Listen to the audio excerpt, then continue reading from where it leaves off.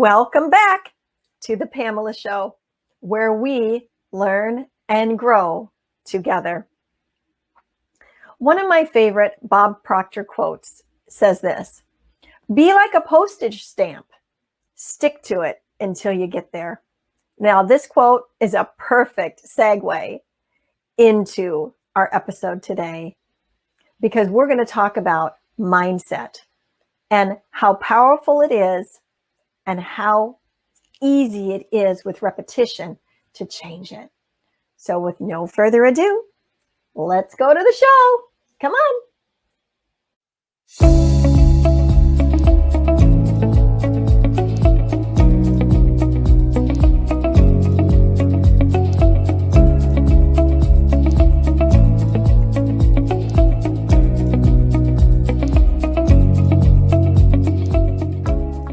Hi, Cordell. So glad to have you. Thank you so much for having me here. I'm so grateful and honored to be on this amazing platform. Oh, it is, goes both ways, Cordell. You're amazing. And to have you and to be able to share this space with you is an honor and a privilege. I know who you are and know how amazing you are. And there's probably people watching that say, yeah, I know who Cordell is and I know how amazing he is. But for those that are wondering, well, how amazing is he? Tell me. Could you just introduce yourself? Tell us, who is Cordell Jeffers? All right. So my name is Cordell Jeffers. I'm a young entrepreneur. I'm 28 years old. Well, actually, sorry, 29, not long, just turned 29 actually. 29 years old. I'm an entrepreneur from Birmingham here in the UK. I'm a motivational speaker, a mindset coach, and I'd say, I'd like to be classed as an inspiration for the next generation, because I do a lot of work with young people as well. And you do a lot of work with young people, but also I'm just, because he's a humble man, he's not going to say it. You have spoken before the royal family, correct? Yeah, 100%. So I've spoke with, the royal family. I do a lot of work as an ambassador for Prince Charles's organization. So I've done a lot of, work with some major organizations, but how kind of my journey started was, say like 10 years ago, 15 years ago now, actually, let's say, when I was in school, it was quite turbulent for me. I was dyslexic. I was always behind my peers in class. The teachers didn't really believe in me, which led me not to really believing in myself as well. And, I would say I was around a lot of the wrong influences at the time. Unfortunately, by the time I was about 15 years old, I got kicked out of high school, while we call it secondary school. I got kicked out of secondary school with not a single qualification. Now, coming from a Caribbean background and getting kicked out of school, Pamela, it just does not work together. You see, my mum, she was like a little pit bull. She was, she was very strict. And when it came to education, she valued it a lot. And I normally get a bit of a beating. I normally get a bit of a beating from my mum. But this time when I got kicked out of school, she actually said, you know what, Cordell, don't worry. You're not going to get a clip around your ear this time. I've actually got something better for you. And I was like, well, what's that? And she said, I'm going to send you to the Caribbean to live with your grandparents. You could imagine I'm 14, 15 years old. I'm like, Mom, are you crazy? You want to send me to the Caribbean? There's no way I'm going. Like, everything is here for me. I had my friends, my girlfriend, stuff like that. And, I didn't want to go. And I tried as much as possible not to go. I even hid my passport at one point. But my mum was determined, and, I had to go in the end. And I ended up traveling across the Atlantic Ocean to the Caribbean. Now, you guys are probably thinking the Caribbean. You're probably thinking, reggae music, rice and peas, jerk chicken. You're probably thinking all the lovely, amazing things. Well, what your vision of the Caribbean was not my reality. Even though all the sandy beaches and stuff was nice, I was humbled because I had to live in an environment that, one, I wasn't used to, and two, where there was severe poverty. And seeing that side of things really expanded and opened my mindset, especially to gratitude. Because I come from the Western world where we have everything technology. Coming here to the Caribbean where, a lot of the school classes were underneath a tree and people were fighting for survival, it really just changed my mindset, because I've seen people with a lack of resources still become very resourceful. And that inspired me. After being over there for a year, I decided to my mum, I've learned so much, I've changed, and I wanted to come back to the UK to live. My mum decided that she thought that was the best option. She thought I learned my lesson. And she ended up sending me back here to the Caribbean to live with my auntie. Now, my mum stayed in the Caribbean to look after my grandparents at the time, her mum and dad. And it was one of the hardest things I had to do. Leaving my mum in the Caribbean and my little brother was one of the hardest things I had to do. But I knew that that decision was going to make me become a man. And leaving my mum in the airport crying, my brother literally holding on to me, begging me not to go, was one of the hardest things. But once I got back to the UK, even at 15 years old, I was thinking to myself, how do I apply all these amazing experiences that I've just learned in the Caribbean and apply them in the surrounding here in the UK? And it was hard at first. I'm 15 years old.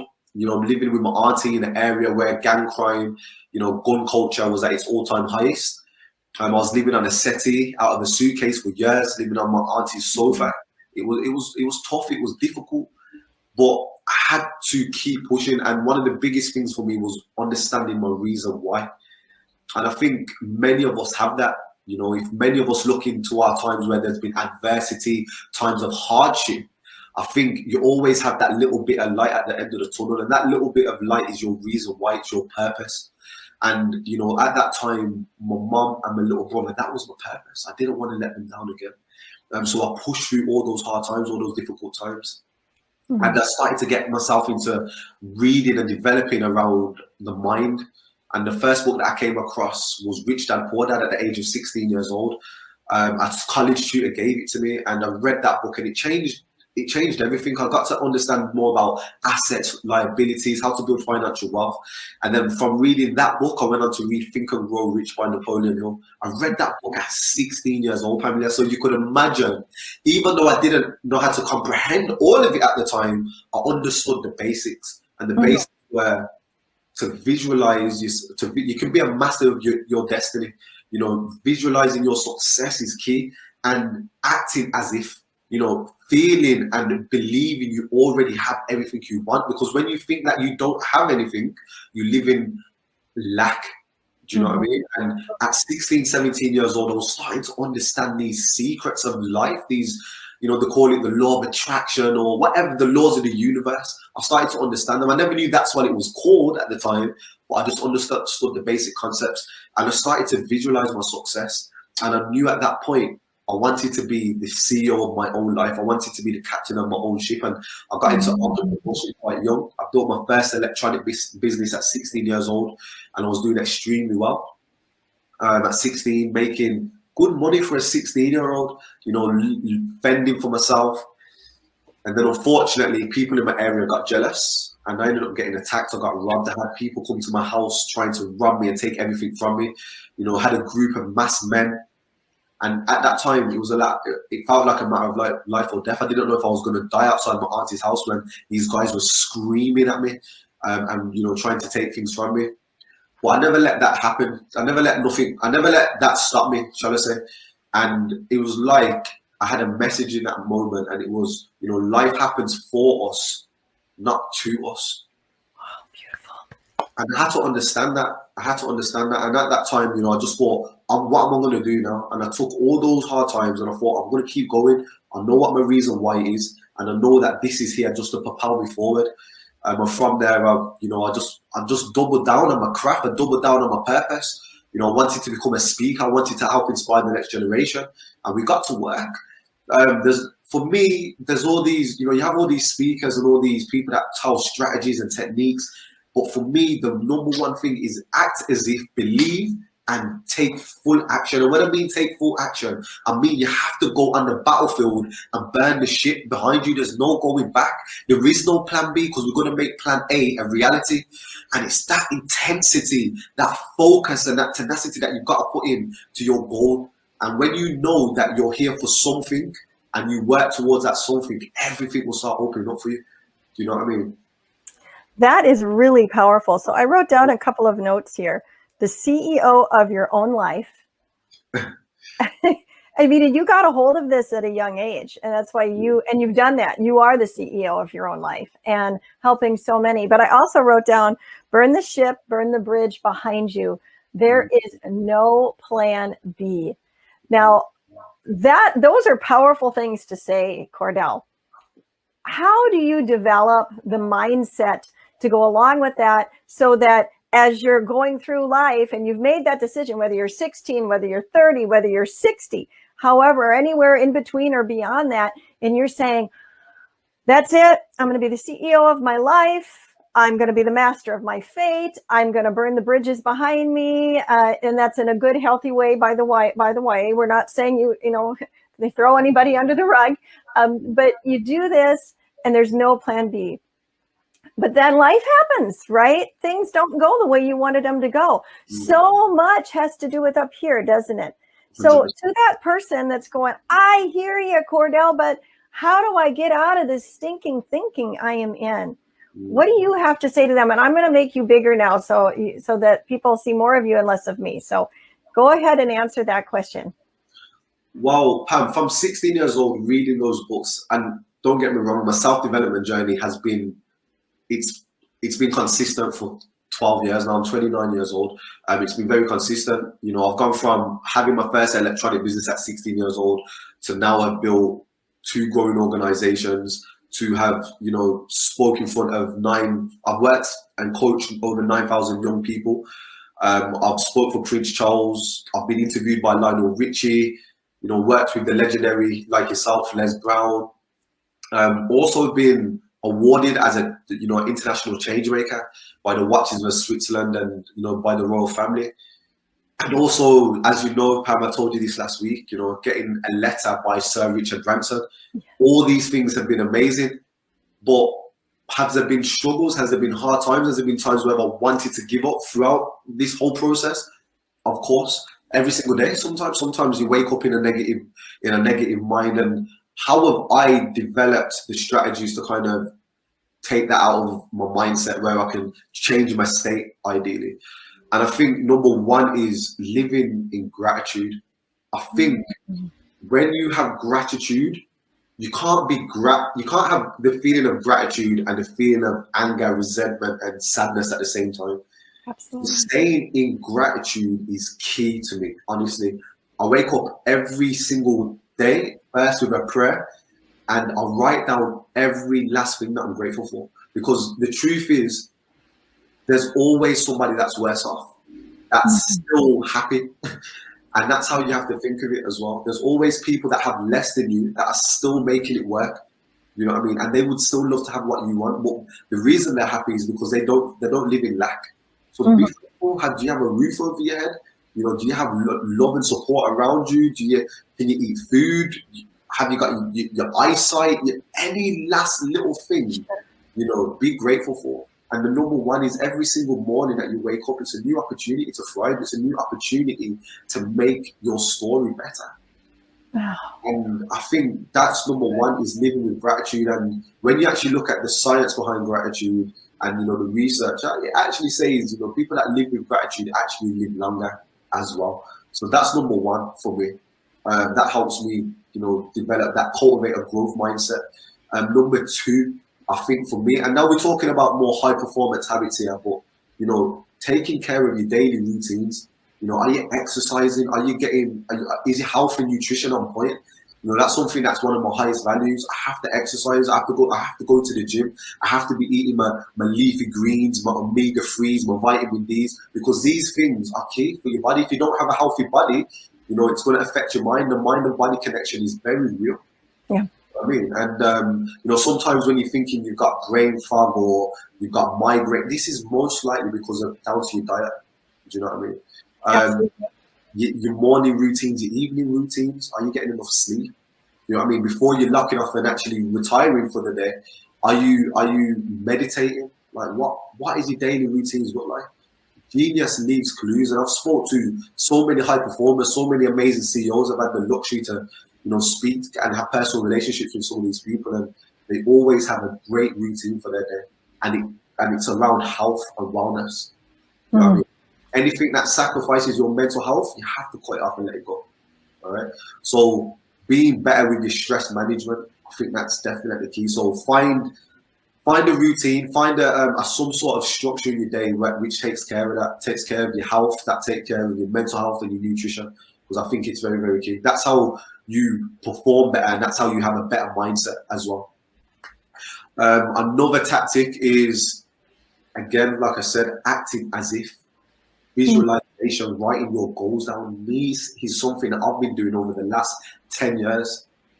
The last 10 years I've been doing it. I write my goals down every single day. And I'm talking about writing your goals until your hand hurts. It needs to, when you write your goals down, it needs to integrate into your nervous system so it becomes a part of you.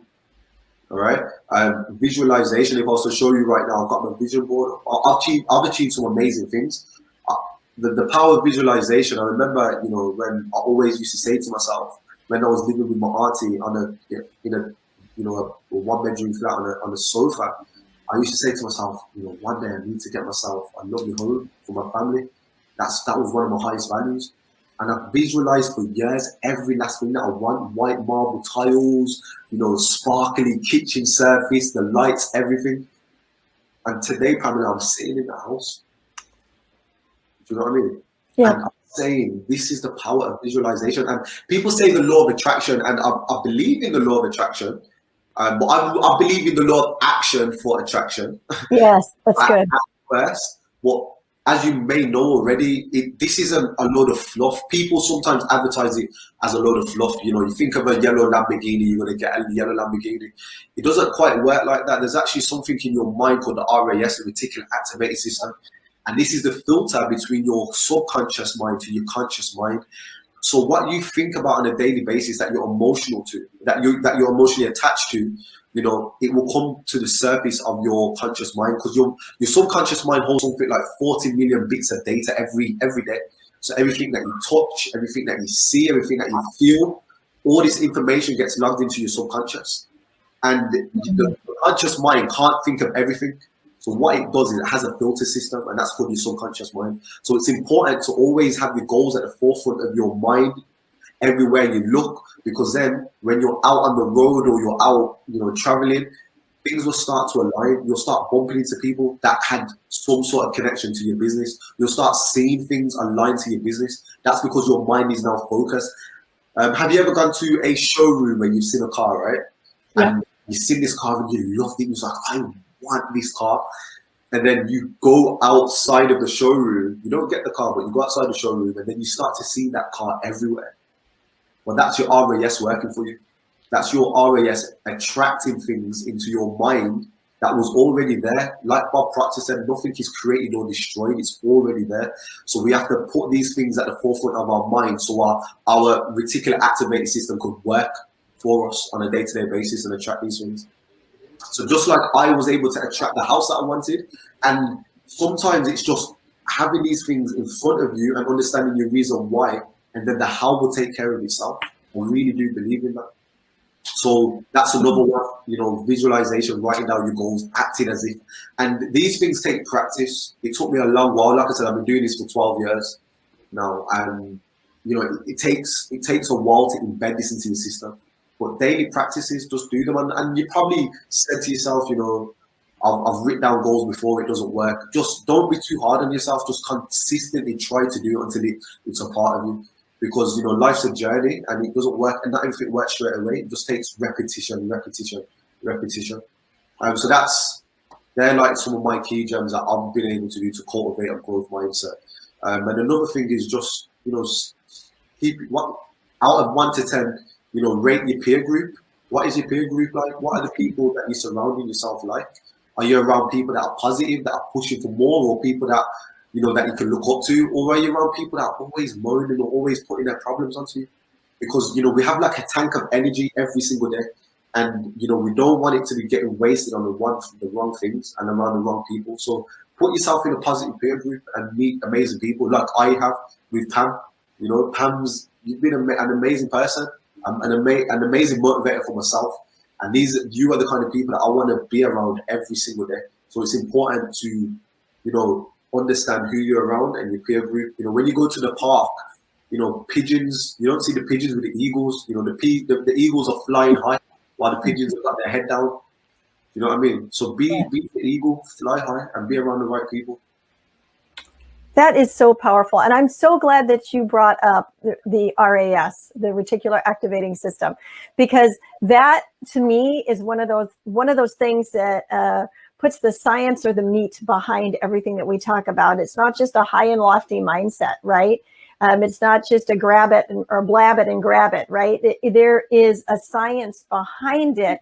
And I'm so glad that you elaborated on that so people could grab a hold of that. You gave so many good tips here. So I want to just repeat some of them back just so that you can catch them and write them down.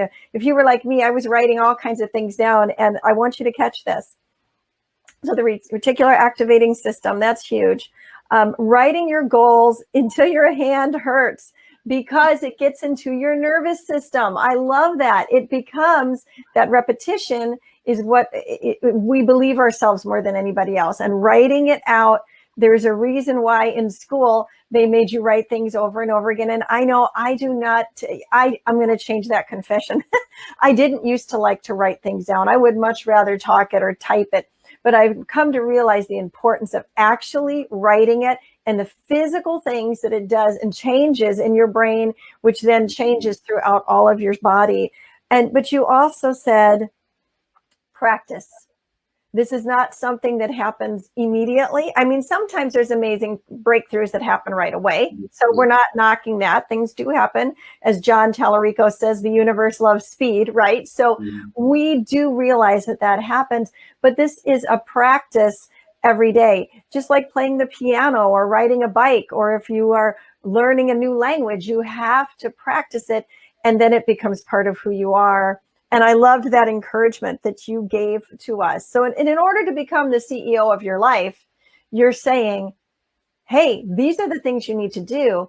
And one more thing I want to just circle back around to was, personally successful people, not just something we're reading in a book. Well, successful people do this by 8 a.m.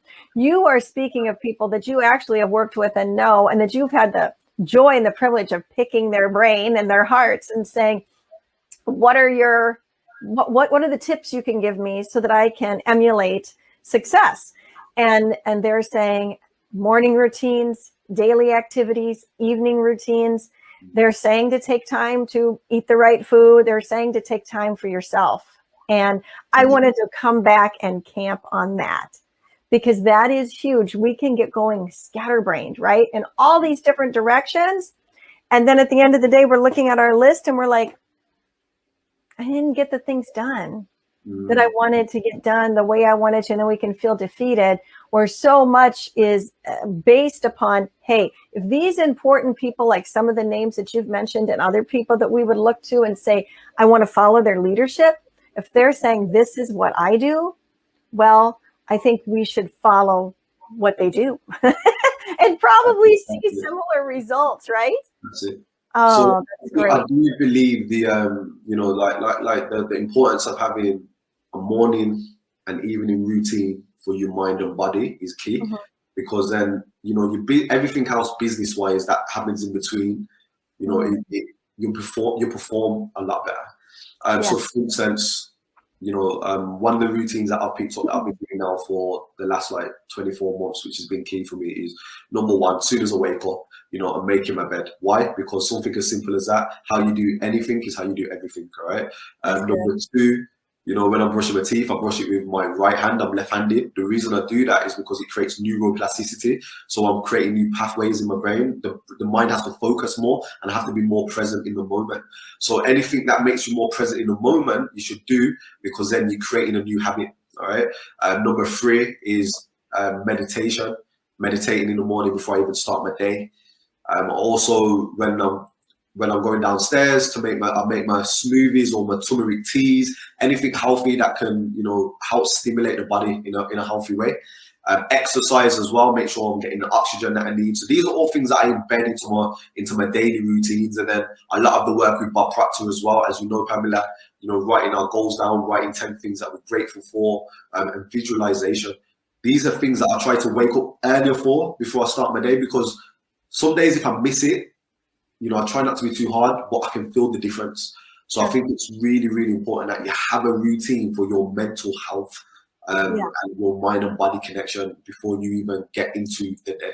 I think that's vital. That's how high performers stay performing high. That's how the world class separate themselves from amateurs.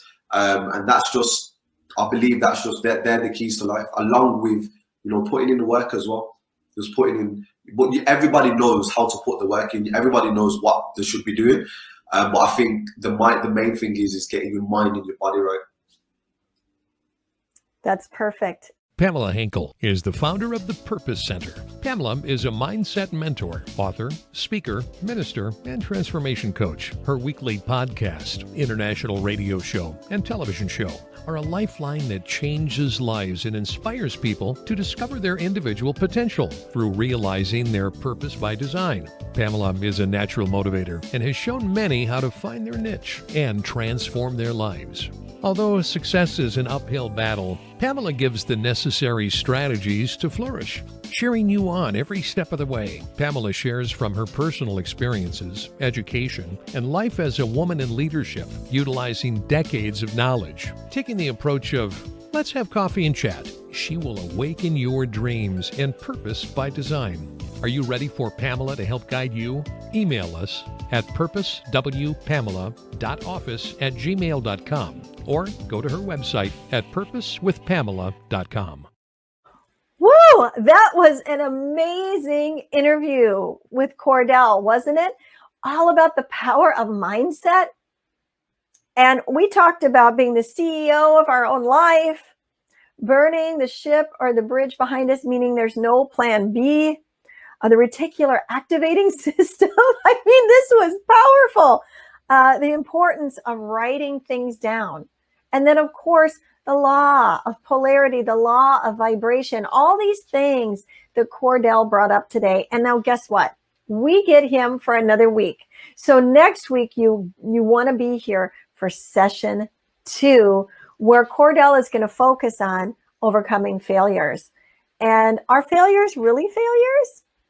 What does that look like and mean? So you're going to want to tune in next week to the Pamela Show. Remember, you are here on purpose with a purpose, by design, not by default. Go on out there and be the salt and the light everywhere you go. See you next week. Bye.